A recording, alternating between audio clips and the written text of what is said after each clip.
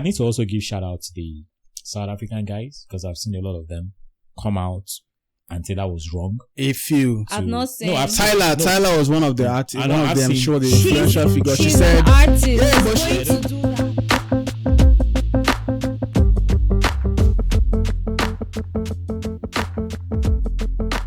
"Hello there.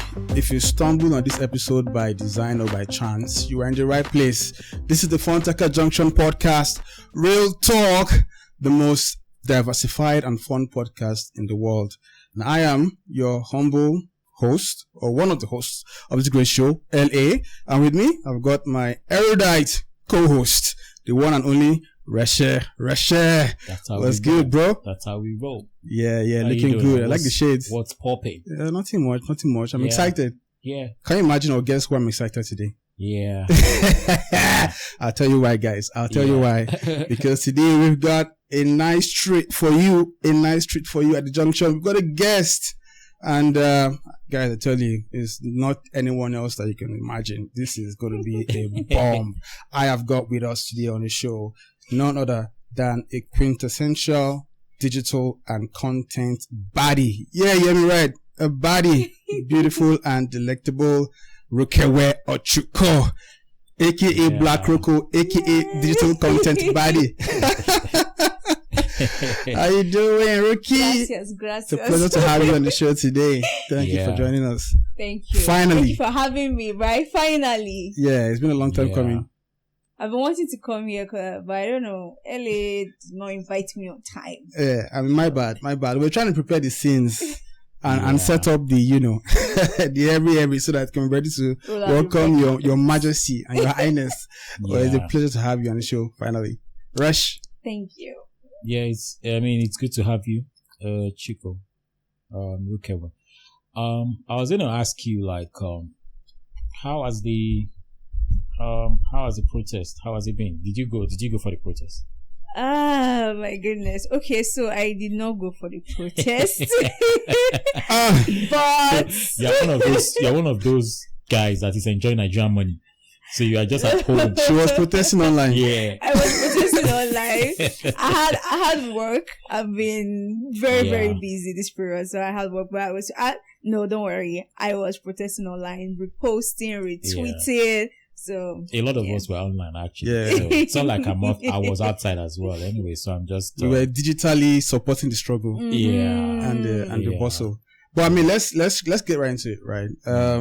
Ruki, I'm sure a lot of our listeners and guests are wondering, you're like one of the first females we have on the show. So I don't say that this is a all boys show, all boys podcast. She's the first on camera. On camera. Okay, on camera. Yeah, that's true. On camera. Yeah, we're trying to push in that DEY inclusivity kind of stuff. Make the conversations more balanced, right? No. I'm not doing DEI. I'm not doing DEI. Oh my god. Because you know this DEI. DEI is what's it called? Is a woke structure. So yeah, just have to put them there because they fulfill the quota. It makes it look good, they right? fulfill the quota. I feel you. We're not trying to do that. Yeah. All right. Because she's good. She's good. She's a brand expert. She's good. Yeah. Because I've seen her profile. Yeah. So speaking of being a brand expert, Ruki, do you want to give us a little brief of, who you are, what you do, your experience, like your career, what gets you ticking generally? Okay. Small girl, big God. Tell me about it. Okay. So, basically I do everything that has to do with, content, social media, everything that has to just do, amplifying the awareness of a brand. So funny thing is that content wasn't something that I saw myself doing. Even though I just loved it personally, I never saw it as something that I would want to do as a job. I just loved it. I've always been a social person, somebody that, loves to take pictures, put it up online. But I never really saw content as something I wanted to, maybe this is my main source of income. Yeah. All I just wanted to do was to be, so funny thing. I wanted to be a presenter. I wanted to be a presenter because like I love MTV based Sound City type. Exactly. Who are those guys who were running the show back then on MTV Base and Sound City? We had Ehis, we had some really interesting guys back in the day. That's true. Yeah, Ehis was one of them, but now we don't really watch MTV Base and Channel One. Now everybody is able on their own now. Yeah. So yes, I wanted to be a presenter, but I don't know, for some reason presenting, it wasn't really giving that much money. So somehow I found myself in writing, in content writing, and I loved it. I loved the fact that, okay, I was writing about lifestyle and all, and I think I started working with a TV station, although the presenting thing was still calling me, but writing seemed good. So I just stuck there until I think I finally moved to a lifestyle magazine to be a lifestyle writer there. And I think that was when I started falling in love with content, because we would have different celebrities come to the studio. I was just fascinated by, the pictures, the things that they will put on social media. I was just fascinated by it. And sometimes I would just assist. Sometimes I just say, let me just assist you to do something. And I just started falling in love with content. And somehow I think someone had reached out to me. They're, Ruki, can you help out with this? Because I won't be able to do this.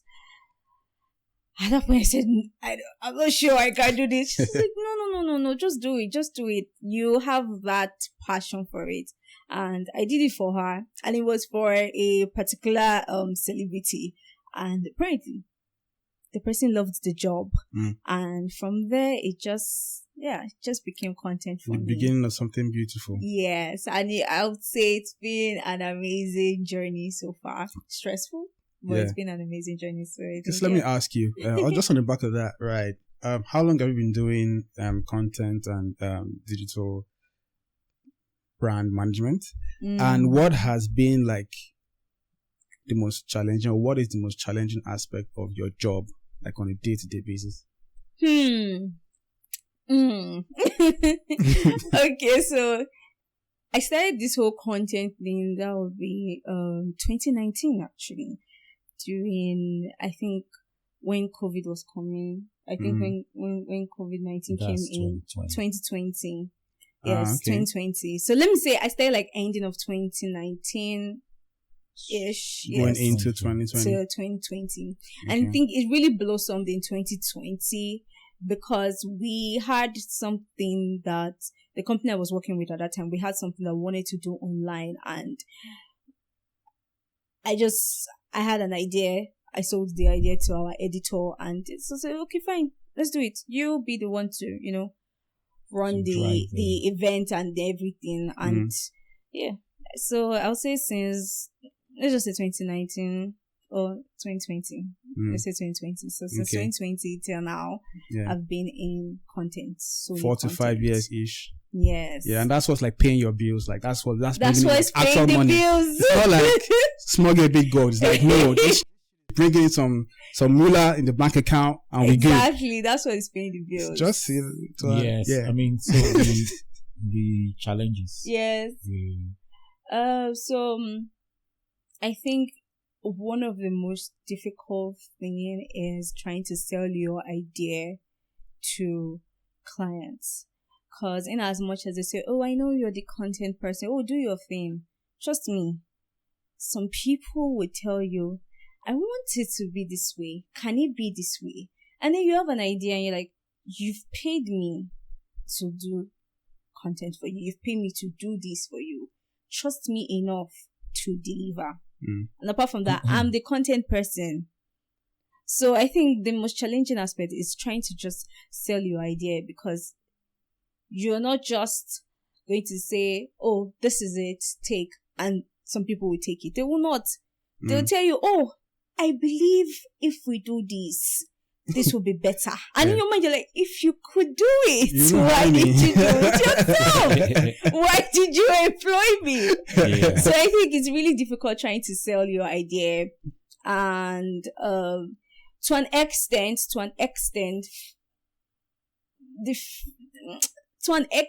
funds. Yeah. Yes, to an extent, because some people believe that, oh, it's not that expensive, so why are you charging this amount? That I can do. Yes. Yeah. And it's a lot of time. I think what people need to understand is that you're not just paying for the work to be done. It's also a lot of thinking for me.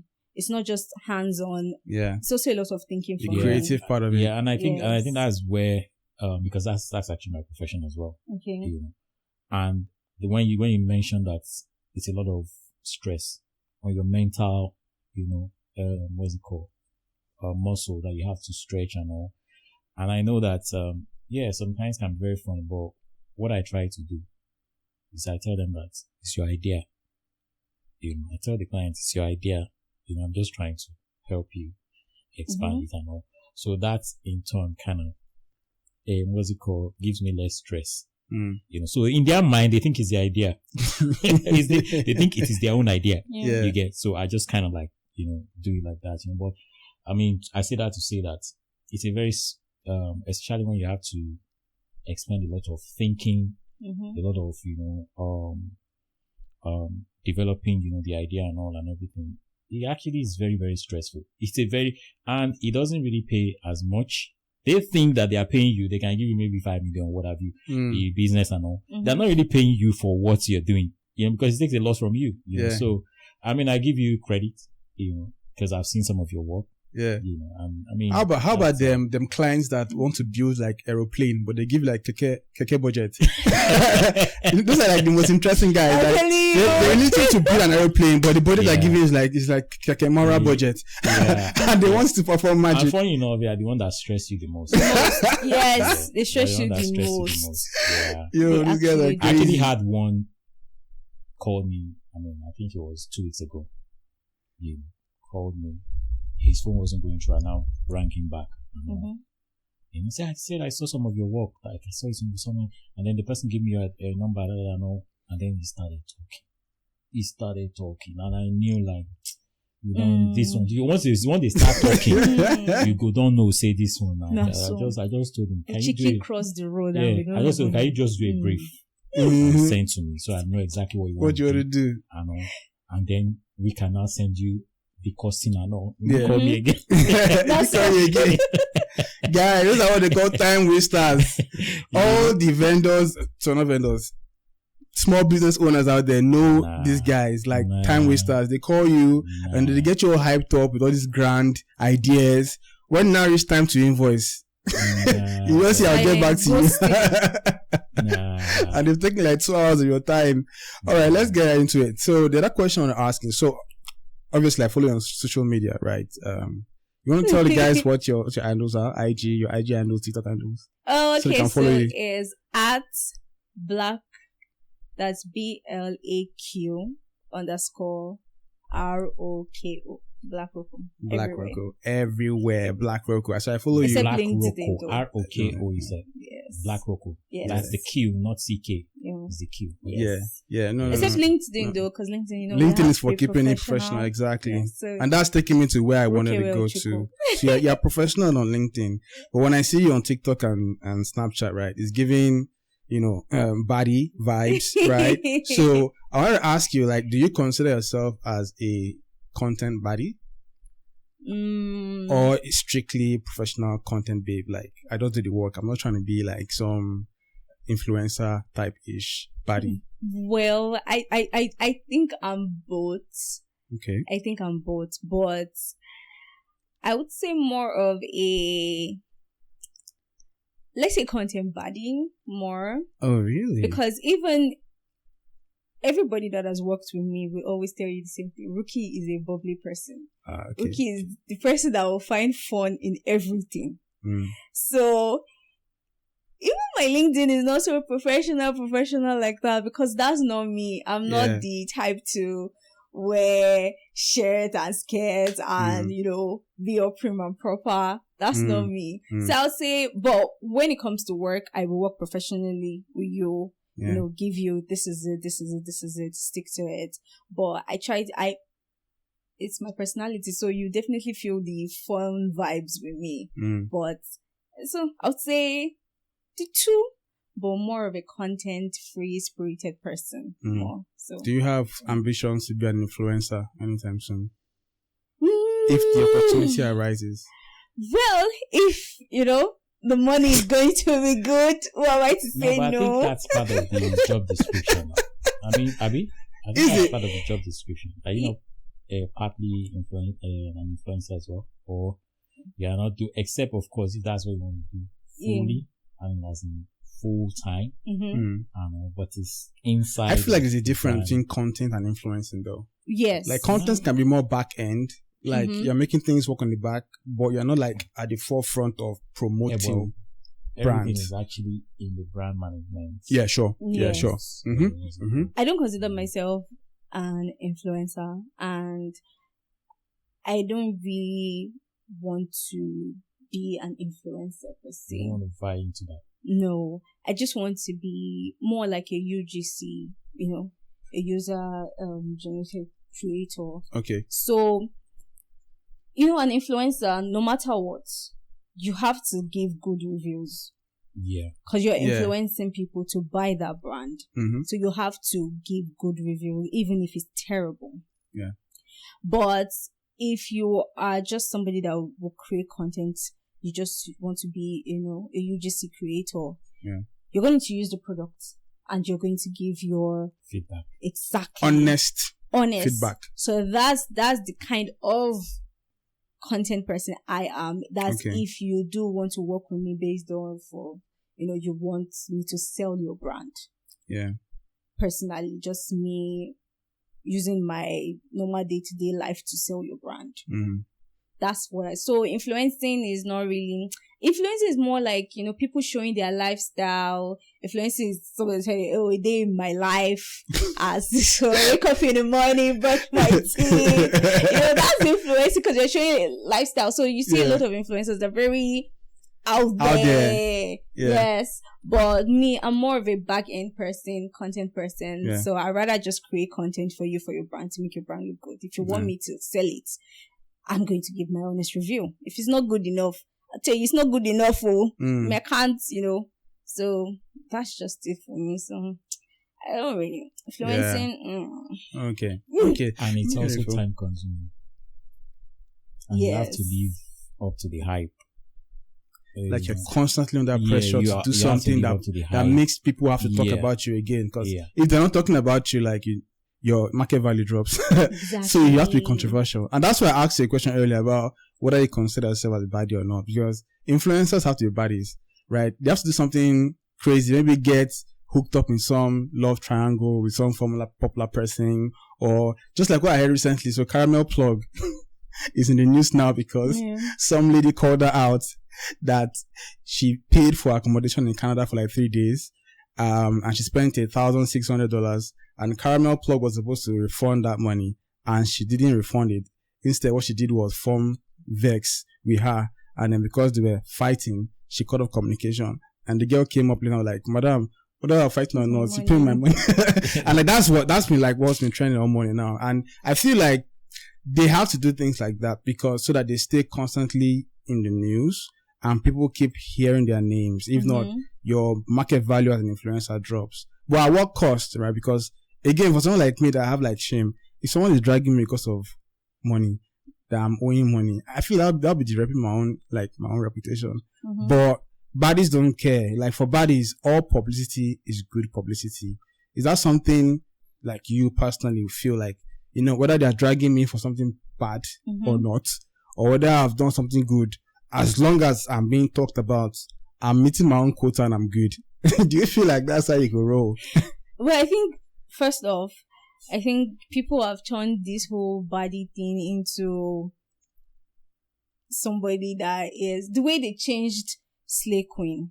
And, when you call somebody a Slay Queen now, it's like, this is people that, roll with people in the upper echelon and do, and does God knows what to get there. And I think that has also, turned into baddie, to the name baddie. And the thing is that if you're a baddie, means you're somebody that's doing great in what you're doing. Hmm. You're doing amazingly well. You're killing it. Baddie. Exactly. But now people have turned baddie into Baddie one, you know, Baddie really. slave. So I think it's just really crazy. And I wouldn't blame some people though, because of people that say, oh, I'm a baddie, because of how they now dress and, you know, show themselves. And that was another topic on its own. Okay, so to you, a baddie is an independent, hardworking lady that's killing in her career. Not a small girl with big God. No. Oh my God. I think Resh. came from badass, fan, right? Yeah. Okay. Came from badass. Yes. Baddie. I think so. Oh, the word baddie came from badass? Yeah. Like the female version of a badass? Yeah. I'm bad. Yeah. All right. Okay. Fair enough. Yeah. I mean, Ochuko is very, Ruke. I don't know why I like the Ochuko. I think it's the Ruke. I think you're giving us, you know, that chill vibes, which is cool. I was going to ask you, do you roll amongst the creatives, like, because I know a guy who is very controversial. You know, he's the one that is the principal in charge of Orange Academy. I don't know if you know Orange Academy. I've heard of them. Yeah. Mm-hmm. Yeah. I don't know. Do you roll around those guys? You know, honestly, I do not. I think what's going on here? What's the Orange Academy? I don't know what the Orange Academy is. I'm lost. Yeah. Honestly, I do not involve. It's a creative, yeah. Okay, I see you. Outfits. I'm not really in a lot of community like that.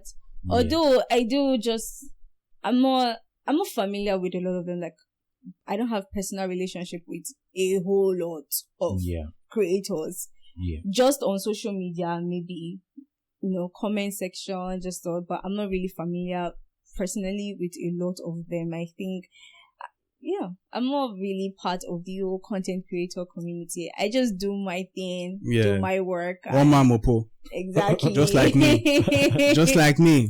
That's my girl. Yeah. Do my thing, do my work. Lone Island. That's it. And we good. Yeah, that's we cool. eating good. That's cool. So, that's good. All right. I was going to ask you, so, you know, there's this perception about, like, and I'm about to go a bit controversial here. So we're entering on uncharted waters right now. There's this controversy about, like, females who are, like, content creators, right? Mm-hmm. The assumption that they go through any length, you know, just to be able to get a big break, right? Whether I get a big contract or a big job or, you know. I'm going to ask you, first of all, personally, have you ever been in a situation where you had to do something that you would rather not do, just to be able to get, like, a big gig? Okay. How was that experience like for you? How did you get about that? Honestly, I've heard stories, but personally, I've not been in any situation like that before. Never been in any situation like that. For real? For real. Never been in any situation like that. The space is actually very professional. The goal that is working for you is working you want to keep it very professional. Very clean. That space is very professional. Yeah. Okay. That back end space, right? Yeah, it's very professional. If you want to keep it that way, you know, but then it also depends on what you are looking for. Mm-hmm. You know, because some just want that life.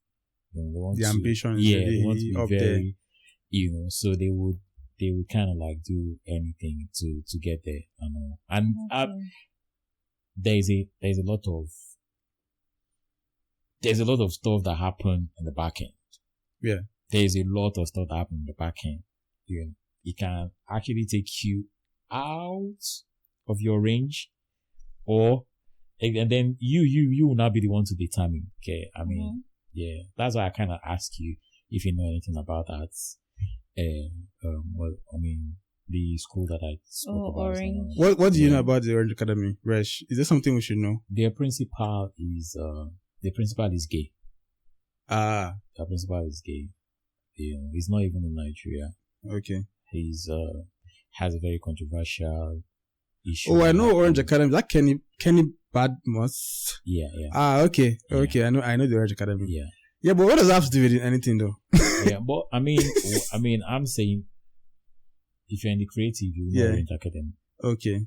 Because I mean they run a school and copywriters always goes there to I mean maybe do programs and stuff and all and everything and I mean I'm just asking gist around that space. Yeah. That's why I ask her if she knows. Okay. So you've never been in a position where you had to do anything compromising. Okay, fine, that's first. Never. So I'll ask you, what's the dating scene like for a girl in media and content?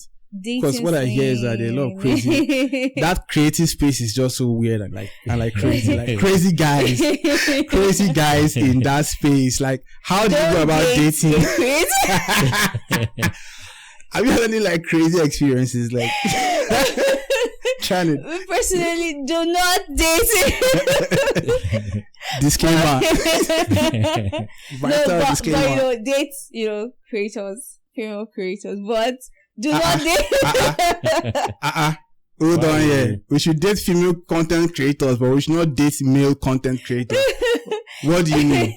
So, the creative space is very small and it's crazy. The creative space is crazy, and you would know because if you go for events, you'll see it's the creative space is very, very, very crazy. And especially here in Lagos. They tell you cannot find love in Lagos. Well, that's not true. That's not true. You can't find love in Lagos. Come from? Can we rewind? Let's go back to that statement. Yeah. Okay. Wherever did that come from? Who said that? What the fact is that it a thing in Lagos? Like you can't find love in Lagos. This is the first time I'm hearing that. Are you serious? Resh, are you rock? No, this is the first time. I heard it's Abuja. You can't find love in Abuja. Well, Lagos, I don't know. It's everywhere. They say many are mad, few are roaming in Lagos. But you might be able to find love if you're lucky enough. But there's love. Say, don't give up. There's love, Imagine you saying that, and you're like, I watch love. I really love your poems, right? Like that's another thing Roko does. Like she does like love poems and all that stuff a lot. And your poems are so touchy, sentimental, and very like intimate. So you look like someone that loves love. So why do you think that there's no love in Lagos? Okay, so because I've heard stories, I have friends, and the stories. The ring keeps falling off. I'm going to take it off. Feel free. Yeah. Cannot destroy my skin. Okay, so I have friends, and the stories I hear. I don't know, but I've just personally I've never experienced any of these crazy things. Are you in love? Am I in love right now? Yeah. No, I'm not in love right now. Okay. But I don't know. There's somebody though. Okay. But there's always somebody. That's one thing I know about shorties. Like, don't let them deceive you. There's always somebody. Even when the shorty tells you, nah, I'm not seeing anybody, I'm single. Every time there's always somebody. Not every time, but there's somebody. But I'm not in love yet. So you're walking your way to that point. Yes. If the person behave himself. If he does not behave himself, I got you. Mm-hmm. Now that we're talking about love, I want to ask you a question because you just said something interesting. You said if the person behaves yourself. There's a topic that I found very controversial in dating and marriage and relationship in general. It's the 50-50 concept, right? The idea that in a marriage or in a relationship, that the responsibility, especially around the financial aspect of things, should ideally be split between the man and the woman, especially if the woman is kind of like making money, earning an income. Mm-hmm. This concept is a very divisive one because different people have like different opinions about it. Let me ask you straight up, what's your opinion on the 50-50 concept? Let's truth. I don't believe in 50-50. Voila. I don't believe in 50-50. I feel like it's subjective. I think it's subjective. I don't believe in 50-50. I feel like there's some certain areas that the woman will give 70, the man will give 30. Sometimes the man will give 70, the woman will give 30, but never 50-50, honestly.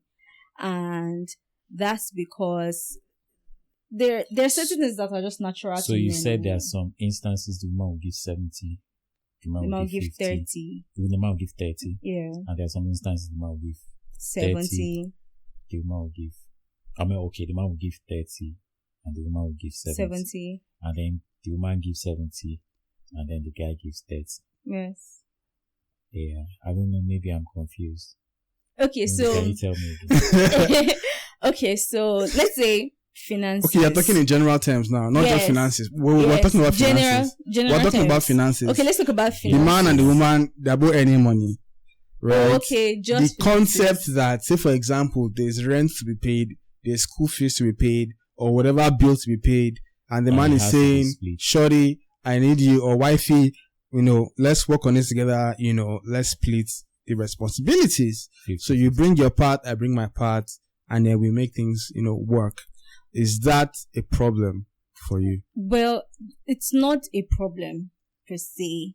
So if my man somehow is not able to provide fully in the house and I have money, okay, so me personally, I'm that type of girl that I just don't let you do everything. It's just a personal thing. I just don't let you do everything. I'm always going to chip in here and there. But make no mistakes, I love to be babied. I love to be spent on. I like my man doing things. But if he doesn't have the capacity to do things at, certain situations, I don't mind.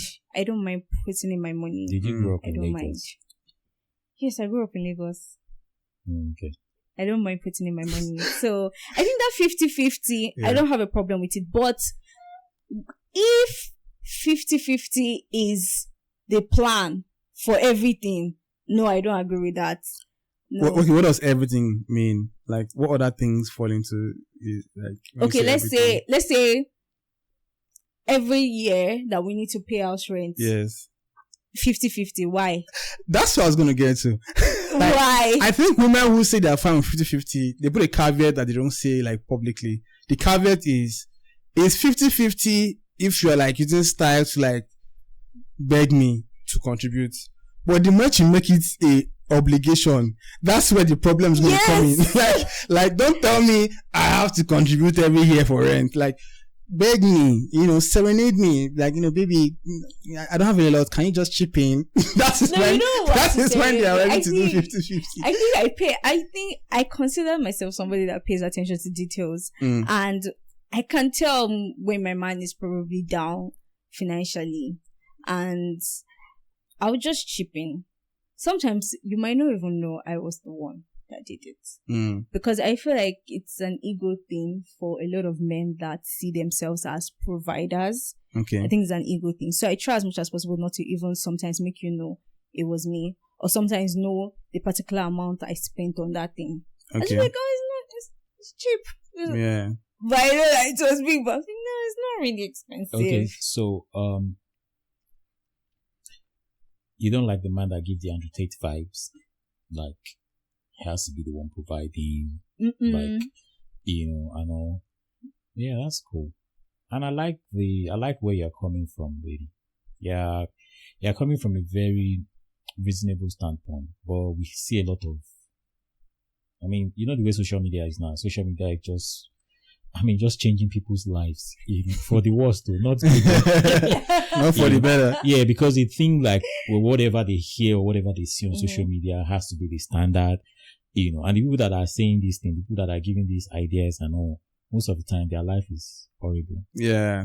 Bottom bar. Maybe the guy is punching them to stupor at home, and, but I like where you're coming from. And I think for me, if I'm going to look at it, is there shouldn't even be a reason to say, well, okay, are you doing 50-50 or why am I doing 50-50? Is the guy, upward mobile? Is he working? Is he trying to, make something out of his life? And then if the lady too, is working and all, you guys can just, I really don't think if you really, and that's the thing, if you love somebody, what do you do? you want to make sure that they are good. You want to make sure that they're fine. You want to make sure you provide for them. You make sure that things are kind of like going well. And it's a reciprocity. Mm-hmm. The lady too is doing the same. But you hear stories of women like, or maybe like after 10 years, after 15 years, they built a house and the husband doesn't know about it. Yeah. Like, that's crazy. Straight from the pit of Hades. Yeah. For women that do things like that. Crazy. It's ridiculous. Yeah. It's really ridiculous for that. That's really ridiculous. the level of distrust, that is oozing from that type of relationship. Yeah. It's ridiculous. You don't even want, for me, and that's why the thing with it is that if you're getting into a relationship, one of the things I always tell people is sit down. Mano a mano. Talk to the person. Like, what's up? Are we in it for real? Or no. So you guys shouldn't have anything outside that you are not seeing and the guy doesn't know or the girl doesn't know. But the thing is that do men communicate? Well, also, men, you are terrible at communicating. Yeah, well, yeah. What do you mean by communicating? No, I get what she's saying. I get what she's saying because, except of course, if you are a different breed, you are breed in a different type of way. If you are Andrew Tate type of man, what's your if problem? You don't have money, if you don't have money, you're a wasted man. If you don't have money, you're a waste of mass and energy. Andrew Tate that says he wants to sit at home, like provide for everything. Exactly. He wants to just sit there, cook for him, and do that. Give me children. Give me children and all. But that's like the Igbo man vibe, though. That's like the style. If you look at Andrew Tate, if you look at his what do they call this thing when you try to trace the lineage and stuff? Yeah. What's it called? If you look at it, you say ancestry. You say Andrew Tate has a lot of Igbo in him. Bro, the Igbo men, like, they're not trying to be on that 50-50 shit. They want it 100%. No, but the thing with the Igbo guys is, man, those guys, you can't beat them when it comes to working. They hustle hard, bro. They work their ass off, like, I don't know why they work that hard. They do it to provide, really. They do it to provide. It's a thing of pride to them and all. Yeah. And I think also it kind of shortchanges the lady. Because to them, I'm the man. I have to make sure that I provide for you. Yeah. So if the lady is somebody like you, for instance, that's a creative that wants to write, that wants to blow on, they don't like that kind of stuff. Nah, that's not what we're doing here. That's not what we're doing here. We're not going to dress like this. This is what we're not going to dress like this, I know. Yeah. And then you are creative. You just want to be expressive. You just want to be yourself and all, Yeah. So it's always very good to kind of. I think I had a problem one time like that with somebody, and he had a problem with the fact that you guys were kicking it. You guys had something going. Yes, he had a problem with the fact that cause my job, I go out a lot. There are events I attend, way till late in the evening. And I think at the point he had a problem with it, but I had to, cause one thing about me, I am going to be stern and tell you this is it. If you don't want it, come and go. To the left. I tell you straight up. I don't do because you're being nice to me, or because you give me money, or because the love is so sweet. I'll tell you this is it. If you don't want, you go. And I think I sort of like told him. And but are you also looking at it from the point of like caring for you and trying to be like protective of you and doesn't want you to like kind of like shifting go over the edge? Yeah. Well, that is true. That's true. I think, but it's the fact that you're telling me, oh, don't go, just stay home. Can't someone else go for you? And you know that this is my job. If I'm going there strictly work, I'm going to go there and come back home. And it is giving narcissistic vibe, right? Exactly. So I had to like straight up tell him. And I think after that, it just sort of like calmed down. I think sometimes some people, some of these Igbo men, they will do those things. And it's the girls that will not tell them that, oh, no, this is it. They'll be dying in silence. Exactly. So I think some of them is the girls that enable them. In as much as, yes, so Igbo men, not all, but some, most, let me say most, they're like that. But I believe that if you put it to them in plain terms, plainly tell them, this is it. You cannot just like control where I go and all. trust me enough to know that I'm going there for work and I'm coming back home. When I get there, I'll call you. I'm here. You get. Don't tell me, oh, just sit home. You don't really have to go. Why? I will go. You will go. Yes. And go you must. Oh my goodness, we've run out of time. It's been a pleasure kicking it with you, Black Roko. Thank AKA you. Ruki. We want to go to a quick break, but don't go anywhere because when we come back, we're still going to be discussing some interesting fun facts, as well as the trending topics. Chidimma Adetshina, Miss Adetshina. They I still don't know there. where the T came from. Yeah, we need to discuss that name first of all. No, they still there. Adetshina. Yeah. They're still there. The Miss South Africa candidate that was bullied. Yes, I said it. Bullied out of the competition. Yeah. And we'll still have Ruki with us, so don't go anywhere. She's still here. Yeah. Catch you on the other side. Yeah.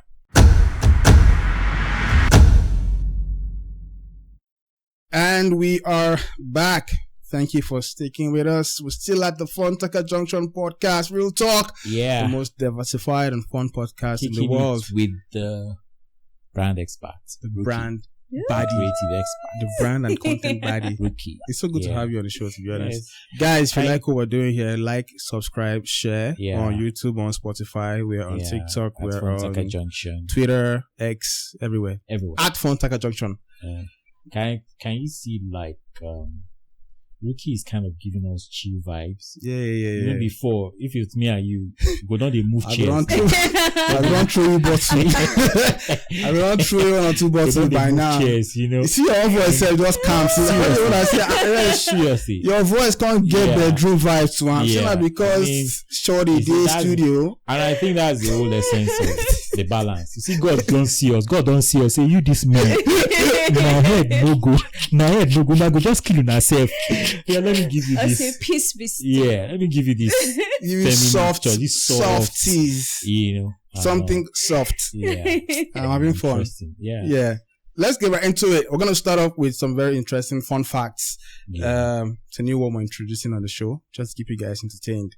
Fun facts. We discuss the facts of the world that you never knew that could change your life. The number one fun fact, and I'm not kidding you, this is actually true. You can actually die laughing. Did you know that? What happened? Is it when like electricity shock you or something? No. No. You can choke on your laughter and die. I think. So nothing happened. You just choke. Yeah, I and think die. somebody has actually died laughing. But I mean, No I jokes. laugh a lot. Yeah. Though. I beg, You can actually choke to death laughing. according to this, a number of people have died laughing, typically due to intense laughter, which causes a heart attack or suffocation. Yeah, you can choke to death laughing. Wow. I never thought, but somebody told us laughter is the best medicine. Yeah, Telling you, there's a it, lot of kind of medicine. medicine. it actually is, but when village people come and join, when village people join, Well, at least they died happy. Nice one. I see what you did there. They die happy. Okay. there was a, I think I saw it online actually. The man is a funny guy, you know. Yeah. And before he was going to die, he's like, you know, these white guys really do their things. Before he was going to die, he's a very funny guy. Mm. Yeah. Before he was going to die, he did like a video. No, not like a video, like he recorded himself. Okay. Yeah. So, he now gave to his kids, like, whenever he's dead, that they should play it. Okay. Guess what was playing? Well, Ba. Get me out of here. Okay, I so think you saw the it. video. Yeah. I don't understand. Guess what? Where? Yes. Out of the grave. Out of the coffin. Yes. I've seen the video You've seen it? before. Yes. You know, and all of them was just laughing like this guy. Oh my God. Yeah, even while he's dead, he's making us Is laugh. he making us You're laugh? just laughing. Yeah. I don't know about this one Funeral. fact, but for me, laughter is still the best medicine. Laugh so that your heart can be merry, but laugh with caution. No, but I mean, like, and I think I like what Ruki said. If you are going to choke to death, do it laughing. That's a good. I mean, True. at least, you will meet, I don't know, maybe you have to also set your ways right, too, because you may laugh to hellfire. Imagine laughing at like, by the time somebody. you're on that crossroad, Angel Marker is like, what's so funny? What you laughing for? This is where you're going. You know, that laughter could turn to cry, like, instantly. Yeah. All right. Next fun fact. Funny. You ready for this? Okay, this one is actually not that bad, to be honest. People are more creative in the shower. No, that's true. easy. That's easy. That's true. It says when we take a warm shower, we experience an increased dopamine flow that makes us more creative. Have you ever been in the shower, like just having your bath, and all of a sudden, like that thing you've been racking your head about doing? You're a content person. You guys are content people. That idea you've been thinking about how you put it together. All of a sudden in the shower, it just comes to you and you're like rushing out of the bathroom so you can quickly write it down because it can disappear. Has that happened to you before? Yeah, no, plenty times. Ah. It's not even in the shower. Yeah, do number 2. That should be crazy because you don't have a choice than to finish before you jot it down. So you have to like really hold on to it. Like, no, this idea can't leave Yes, me. very true. I think when I'm in the shower, I my words for poems, they come easy. They come flowing. Yes, like it just the shower. flows. Yeah. Ah. Yes. Yeah. And I think shower is one of the happiest places on earth. That you can be in. I'm telling you. Yeah, I don't like to shower like that. You know, many No, but if you concerts- like showering like hot water, like for me, hot water does it. Hot water. Once you've got that hot water coming Hot through the water. showers, I can be there for 1 hour. I'll waste all the water I'm in a the cold water person. Hot water, no. Eh. Yeah. Cold water. Shower with cool water is like punishment for me. Oh. It's Hot serious. water is Damn. like, if I'm using hot water and doing hot Mhm. water, I can be there for a long time.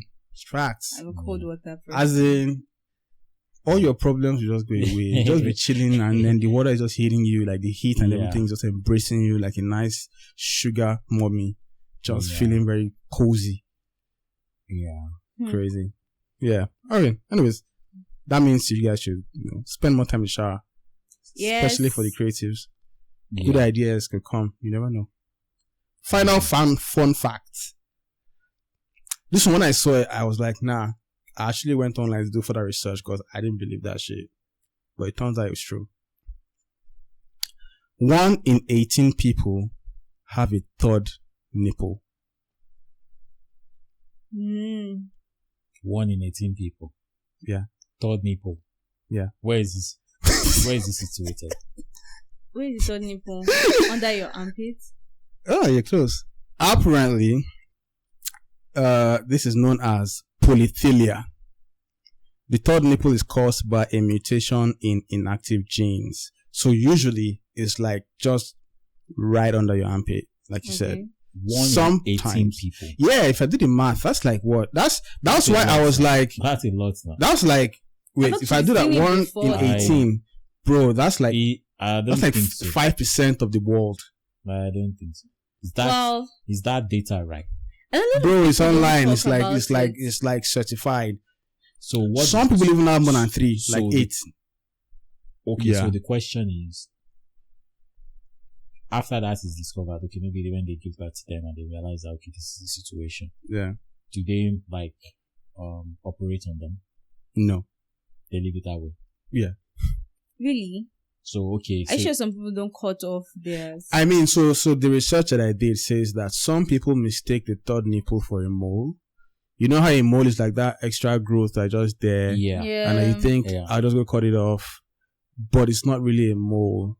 So you could have like actual sometimes it nerve can be endings and all stimulated. that. I don't know about that, to be honest. Because it's nipple. So Nipple is the thing- sensitive. Yes. What I'm So it doesn't really look like a nipple. Funny enough, So what it's just like a small growth. what I also want to ask is, so if the maybe if it's a lady, Yeah. and then you are pregnant and you give birth, Yeah. would that also be functional? Like you have like 3 breast milks like just pumping out everywhere. What's it called? I don't think so. Yeah, so Because it doesn't have like its own mammary glands type. It's just dumb. It's just like an extra growth that shouldn't be there really. that's birthmark. But I've never seen anyone. I've never seen anybody anyone with like. So I don't think that data is. I don't think that data. Yeah, but I mean, it's scientific research. I've heard of it before. So. That's why I was like, is it under your armpit? I've heard of okay, it before. fair. And I think I saw somebody that came on, what's the show? Is it Dr. Now to one or something like that? Yeah. Came to remove the third nipple. They called it third nipple. Yeah, they call it third nipple. Yeah, that's it. Came to yeah, you see? Said it was really uncomfortable for him. Yeah. Uncomfortable. Yes. Yeah. If any of you guys listening to us, you know anyone with a third nipple, just let us know. I'm curious because I've never seen anyone with one. Yeah, I mean, I've been here for a while, so I can't. Yeah. I don't think I've seen anybody. Yeah, you've been here for a while. You haven't Third seen any. nipple, really? Yeah. I mean, I've not seen anybody. Fun fact for you. And you know what they say? Believe your eye test. They can come with all the data and all, but your eye test, nothing beats your eye test. Yeah. That's true. Somebody would have kind of like. But 5% is not that much, though, if you look at it. So 5% is 1 in 18. Is 5 in 100 people. That's a lot, actually, because I've definitely met more than 100 people in my lifetime, and I'm not sure I've seen anyone that has like you said, people have it, but they don't know. They don't know. Yeah, they might just think it's like a mole or birthmark. Yeah. Yeah. Oh.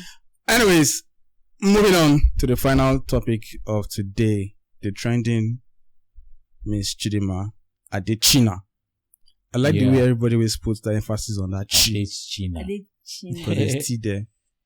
Yeah. The South African, who apparently is Igbo with some Yoruba vibes, who the people of South Africa have rejected almost unanimously from participating in the Miss South Africa contest. We all know the story, right? So I'll go right into it.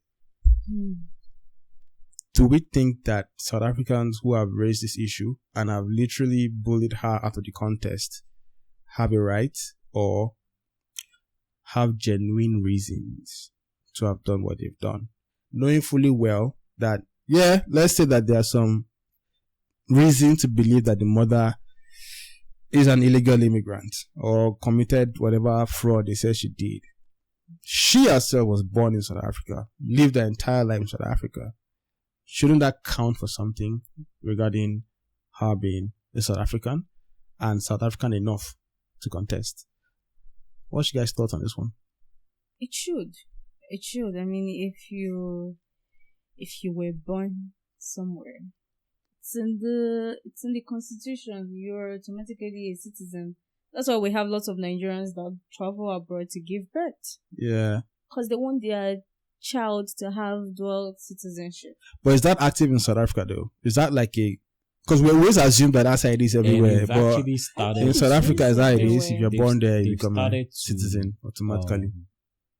Readjust the law. In the West, they started to readjust the law. Like, I know when Trump was in office, I know they stopped that. Yeah. Like, you're not a citizen if you were born in America. I mean, with some contingency, attached to it and stuff, and because people just come to give birth and then they get citizenship. So those are some of the things that but I don't know about South Africa. I don't know about South Africa, but I'm sure she has a South African passport. Okay. I'm sure. So automatically she is a citizen, and they should have just let her. It's not like they were going to give her the crown anyways. So they should have just let her do it. It's a competition. Yeah. I think just let her. I think it's an established fact and reality that the South Africans are very threatened by Nigerians. And rightfully so too, because we are very smart people. Damn. We're very smart. Throwing shots. We're takers. Yeah, we're very smart. As a matter of fact, I saw a guy posted. Yeah, I saw a guy posted. He's an American. He posted something about some Igbo guys. They were celebrating their culture in Boston, Massachusetts. Yeah. And he was kind of like very happy. He was like, "Man, look at these guys. The community driven. They have their family together. You Americans are always talking about everybody going away, separating and all that. That's the reason why America is breaking apart. Like, look at them. Take your example from these guys and all. Yeah. And he kind of like, he was more magnifying Nigeria. Like, they are one of the most educated in Nigeria. They are richer than most whites in America, because they are well-to-do. They do their stuff and all. Yeah. So, I mean, who won't be threatened by Nigerians? The only people that don't appreciate Nigerians are Nigerians. It's Nigerians that don't appreciate themselves. So for me, I think we do. Oh well, I mean, if we say we appreciate ourselves, we look at it from just the regular people, just like you, just like me, just like him. You want to make something out of life, and all. That's why Nigerians in Germany, they are winning medals in Germany. We know where the Olympics just finished. We didn't win one winning medals in Germany. Terrible. Giannis Antetokounmpo. He was the flag bearer for Greece. So Nigerians are scattered everywhere. So the reason why I said we are the only ones that don't appreciate ourselves is because, can you see the way we treat ourselves? If you go on Twitter now, Igbos are abusing Yoruba. Yoruba is abusing Igbo. This outside is abusing, we're just making a mess, a fool of ourselves. And then when the outsiders see us, they'll be like, these guys are not together. But one thing about Nigerians is that even though we do that, I feel like we always come as a collective. Because Nigerians like fights. We like to buy fights. So if one country is fighting, Nigerians will come together and fight those people. And after we finish that fight, we go back to fighting ourselves. Yeah, but that's the thing. Somebody said that you're abusing Nigerians. Nigerians know how to abuse themselves. They are just wasting your time. Do you know this? What you just said reminded me of this movie. This movie done by, I think it was Tonya Emako and Fema Adebayo. It's called Jeje Louis or something like that. Where they were always at logger with each other. Like, they can swear for each other, break both on their head, fight. Okay, I think I saw but that. the moment one third party was about to insult the husband, the wife that was fighting the husband turned at him and said, What? Are you insulting our husband? Let's share the both of them now ganged up against the third guy. And the guy was like, I thought you two were just fighting right now. What's going on? Right? That's typical Nigeria for you. That's wild. That's a perfect picture of Nigerians. But I need to also give shout out to the South African guys, because I've seen a lot of them come out and say that was wrong. A few. I've not seen. Tyler was one of the artists. One of them, sure, the influential figure. She said, an artist. Yeah, but she's going to do that. Not really. She took a very, very risky position to say, I am not for this bullying guys are doing. No. They've been dragging her all day. Market now. And Nigerians were one of the people that drove her music. Are you saying she has to. Are you saying that she's doing that? That's you're saying she's doing that with an ulterior motive, just so that she can make money. One thing about artists, she's not just an artist, she's a brand. Politically correct. You want to be politically correct? See, I don't know. I'm not in her mind, but I'm just like, at the end of the day, she just gotta do what she gotta do. She didn't need to put that out there and be like, oh, I'm all for peace, and then it's normal. But she didn't need to do it, though, in my opinion. Yeah, but I mean, she beat a very risky bullet. Yeah, but this is very tricky. She had to do it. This is very tricky because she had to do it because she did it anyways. Yeah, and but we cannot say it was a good thing she did. Yeah, exactly. That's where I was going to. Yes, but I saw quite a number of them online. Okay, say this is not That's right. where like this is wrong. Yeah, I even saw some Zimbabweans. I saw some. What's it called? And so that we don't go the route that they are doing. We have to give credit to where credit is due. And for some of them to come out and say this is wrong, is wrong. I think there was only one political figure that even came out too. I was like, this is like, really. Yeah. I was actually speaking out. I was a little disappointed because I saw a minister who was pushing the whole "she's not South African" story, and he was really like driving it, saying we're going to Home Affairs will investigate it, blah blah blah. And I'm like, my guy, South Africans don't like Nigerians. Supposed to be a political they don't like figure. Nigerians. It is understandable. It is understandable. It's not. Imagine. It's not understandable that they don't like Nigerians. It is. Well, I'm saying like it is understandable because if somebody comes to your crib. Do you get? Somebody comes to your crib and you are already somebody's already hiring you Mm-hmm. in your crib, Yeah. and a guy comes from outside the crib, Mm-hmm. and automatically snatches you from the guy that is eyeing you just because the guy is cool, just because. Resh, I feel yourself too much. That's not even what it is, in my opinion. I feel like it's a case of misplaced anger. Yes. Because the anger should not really be directed to Nigerians. And I'll be a bit controversial here. The real anger that the South Africans should be focusing on is the whites and the Europeans who are situated in their territory and has dominated 95% of their wealth. No, but they are, right? If you look at the apartheid old period, right, where there was serious segregation, where the whites basically cornered the juicy parts of South Africa and then left waistlines to the black South Africans and said, this is where you guys can go. You're not invited. You're not welcome here. You can't come to our restaurants. You can't come to our public toilets. You can't come to our hotels, right? They had to suffer that for over 60 years. And through intense struggle and hardship, with Mandela being at the forefront of all that, they finally were able to break free and become first-rate citizens in their own country. But the fact is that as of today, 75% of the wealth in South Africa is still owned and controlled by the white South Africans, the Europeans that are situated there. Those are the guys that they should be having beef with if they want to beef anybody, because those are the guys that control all the economic resources and all the influence. The Nigerians coming in, for me, they are just like convenient prey, because the South Africans are too cowardly to face who their real oppressors are, and then they decide to let's look at the ones that are easy target, that we can easily, go and burn their shops, we can easily chase them out of their house and say you're not South African, so let's target the Nigerians because they're easy targets. For me, I think it's cowardly. So they're taking the anger out. Yes, it's misplaced anger. So it's not because, oh, we are so special, blah, blah, blah. I think it's a case of inferiority complex that has been enshrined into these guys. I don't blame them, because when you look at their history, they're actually coming from a place of serious deprivation and suppression and oppression.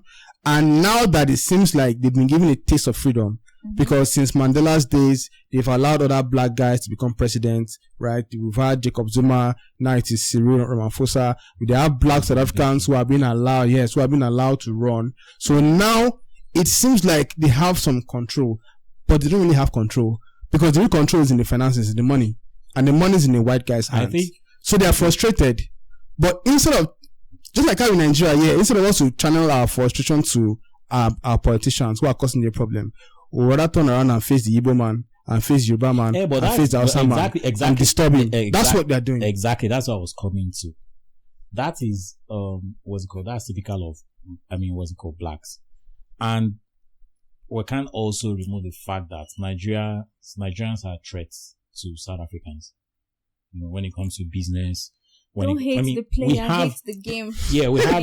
I mean, they say it, and South African girls, they like Nigerians because how do you really like Nigerians? They like Nigerians. Oh gosh, this guy is not blowing his own trumpet. South African friends. Okay. Yeah, they actually like Nigerians. I know it's Ugandans that they can use stone. They can stone Nigerians. Those Ugandans, they my don't pay like offline on our podcast is was Sobonana Kusasa. Yeah. And it's also a way to kind of like, shout out to the South Africans and all. But for me, having spoken to them, they like Nigerians, they like our industrious type of, energy. They like, and I mean, in Africa right now, Nigeria stands tall in Africa when it comes to, when it comes to this whitewashing is killing me. Seriously, when it comes to our, our creative prowess, when it comes to like leading, leading from the front and all. Politics aside, politics is like dirty. We know the way they do us dirty in Africa when it comes to politics and stuff. Leave politics. Nigeria stands tall everywhere where they go and all. Do you get? And this stuff is always like big deal to other African countries and stuff and all. And we are fine people.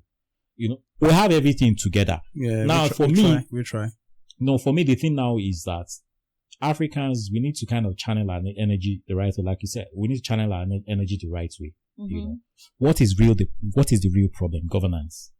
In South Africa, I mean, the scale is kind of like very, very, it's not balanced. It's very, very lopsided. Yeah. You have the South Africans down, and you have the white guys down.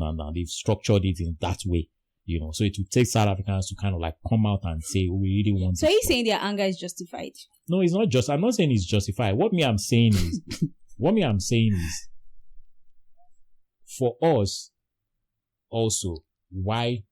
I mean, for an American to come to Nigeria now, it's like we look at them and like, oh yeah, he's an American, no. Do you get? That is the way they are supposed to be looking at us Nigerians when we go out, because we are meant to have, given ourselves the best of life around the world, because we have all the resources, we have everything that's supposed to be working for us. But because we were not, we're not treating ourselves right. That's the reason why Nigerians, we're not supposed to do all these things. I swear, honestly, we're not supposed to be doing all these things. They struggle for South Africa. Maybe they disturb you for there. You know, honestly, we have the numbers, we have the talent, we have everything working for us. That how you will know that is, look at Nigerians that go out. Look at Nigerians that are outside. Yeah. You know, look at how dominant they are in their field everywhere. Giannis Antetokounmpo, you see him in the NBA. He's like the best, you know, for the past 10 years now. He's been the best, among the best, maybe like 1 to 5. Do you get? You see them like everywhere. I spoke to you about the guy that was talking about Nigerians in America, the white guy that was talking about Nigerians in America, the Igbo guys and all. That's the way we are everywhere. But back here, we're fighting. Dangote, they don't give them license to do refineries. They don't give them crude. Yeah, don't give them crude. Told you, let me lose, don't they shout. Make them leave us alone. Do you get? Yeah, it is. Everywhere. You now look at it, you'll be like, even if we are not treating ourselves well, how do you think anybody will respect us? Do you get? It's the way you treat yourself. When you treat yourself good, people, when you get outside and people see the way, and you see, and that's the thing, that's typical of American. When they go, it's not like they are all that. But because of this thing that they built into them, like, you know, they go because they don't control. They swear like puff. You get? They'll come out and then start doing, you get? You know, and there's also the psychological, you know, game that is being played there. You know, the moment you see it as American, you'll be like, oh, no. You get? That is the way we are in Nigeria. But we don't know it. We're always fighting ourselves.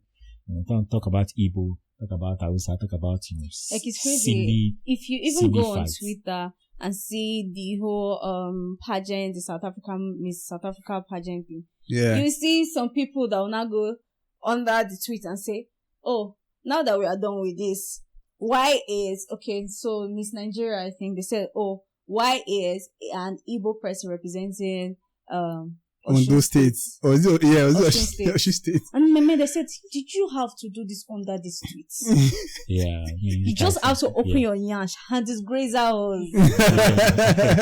Let us fight these people. When we finish fighting, then we go to our own side of Twitter. Did you have to put this under here? Yeah, some people are very low IQ. Yeah. They are like that. Very low level. But personally, I feel like we won the fight, Sha. No. We won that South Africa, Nigeria. No, fight. but let me ask you. When it comes to, was there really a winning? No, but when it comes to, because I saw the person that won the tournament eventually. True. So the person that won, and now they're fighting them. And like, why? She's like a white baby, like French descent or something. Yeah, she has mixed. Her parents are white. And her parents are white and stuff. And all. Try South Africa. Who do you this thing? Yeah, I mind them. It's terrible. I can't even talk about South Africa because I have friends there, you know, and I know that they are not like that. It's just those some weird elements, those hooligans. And then they are in Nigeria too. Hooligans talking about Igbo, Hausa, da. Exactly. Can I give Nigerians like my one minute, lift something off my chest? Get it off your chest, bro. If you are a Nigerian, if you are Igbo, you are Hausa, you are Yoruba, and you are one of those people that is doing Yoruba Ronu. Yeah. I know people that are doing Biafra. Yeah. I know people that are doing Arewa. You people are idiots. All of you are idiots. Seriously, all of you are idiots. What's it called? In the East, people are suffering. Poverty is there. There is no infrastructure. There is nothing. In the West, the same thing. The people that are saying Lagos is not going anywhere. Lagos is not going anywhere. Some will not do anything. In the North, they know they even stand up. They don't even know what they happen in the North. Now, a plate of food and they give all of them. plate of food. That's why all of them want to die on protest now. That's why all of them want to die because they are not eating everything. All of you are idiots. All of you are idiots. Word. That's why your government. That's why they do now like yo-yo up and down, fighting Yoruba, fighting Igbo, and all. At this your age, most of them are old. At this your age, yes. Look at me very. At this your age. At this your ripe old age. Yeah, when you're on X, you just interact with some people that make you just ask yourself like, how are we sharing country with this kind of people? Like, I mean, God go help us. Honestly, it's terrible. I mean, we've had tremendous fun on the junction today. But before we go, I think we should give credit to our guys, Silverbird. Oh, yeah. Because Miss Universe Chidimma Nigeria reached out to Chidimma Adetshina to say, listen, we got you. Leave these guys. Come over to our own contest, our own tournament. What is it called? Come over to Miss Universe Nigeria pageant. We'll be happy to host you. I'm just feeling bad for anybody else that's going to contest in that team if she comes. Because she could just win. I mean, when you look at it from the PR perspective, it just makes sense to just give her. So I'm not discouraging you if you're going to go out to do Miss Universe Nigeria, but I'm just saying if Chidimma comes in, she's fine. She's fine though. She's a fine girl. She's cool. She's a fine girl. I'm not even gonna lie. I just hope she can back it up with. I mean, I see on her TikTok. If I was her, I would go and read everything. Do you understand? I was winning. Yeah. I want to encourage Chidimma to actually take up the invitation. Like you said, Resh. Come over. Nigerians, we love you. No get wahala. We feel a fight among ourselves, but at the end of the day, we still got our back. Yeah, it's all love. We still got our back. And then when you win the Miss Universe Nigeria, you will not go and win the one in the world too. Miss Universe World. We'll come in and pepper the South African saying, toy. Yeah. You don't see and you finish. Pepper them gang. Pepper them gang. Guys, it's been a pleasure. Ruki, thank you so much for being on the show. We appreciate you. Hopefully we'll see you again. This is not the first or the last. Yeah. No, I'll definitely come again. Yeah. Come again. I will definitely have you. Yeah. But share small chops so next time because I've not. They give me only water. We're gonna do right. We're gonna do right. I mean, she put us out there, but it's fine. It's fine. That's what we are. It's called continuous progress. Yeah, we're gonna get there. It's not a small chop, sir. We'll do like some nice Santorini dishes. No, but I trust them. Gelato, pelato, kelato. I trust them. Give you a full menu. Yeah. Guys, sebonana kusasa. To my South African buddies, sebonana kusasa. Bye. Ciao.